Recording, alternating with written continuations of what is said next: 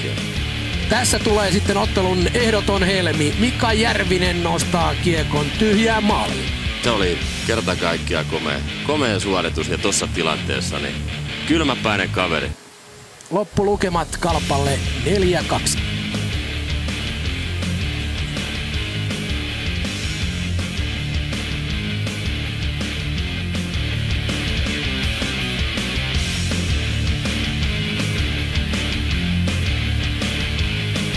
Mika Järvinen, tämä on hieno ja historiallinen hetki. Onnittelut ensimmäisestä SM-liigan maalista.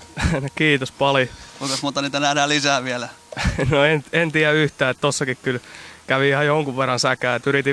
Yritin vaan purkaa mahdollisimman korkeana kaverin päähän, että saadaan vähän kulutettua minuutteja, mutta nyt kävi näin. Oletko ihan rehellinen? Näytti kyllä siltä, että se oli kaikin tavoin nimenomaan yritit tuota tehdä ja ihan keskelle maalia.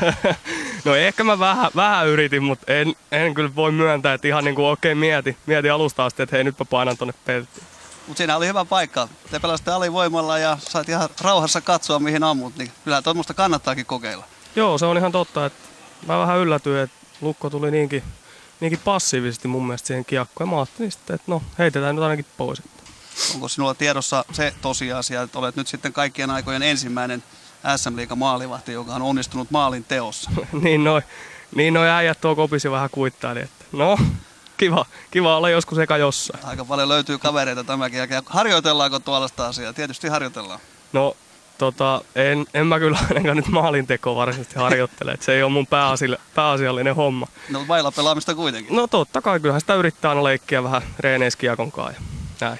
No minkälainen peli sitten noin muuten oli? Tämähän tästä jää ja muistetaan ikuisesti tämä maali, mutta mitä siellä muuten tapahtui?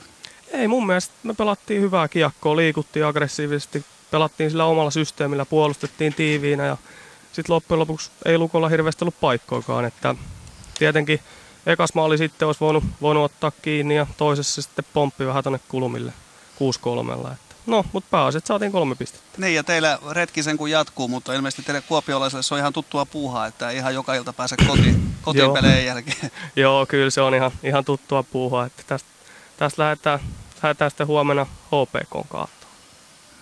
Hyvä, kiitoksia haastatteluista ja me jäädään vielä hetkeksi ihastelemaan tuota maalia. Kiitos. Katso itsekin vaan ihan rauhassa siellä, jos haluat.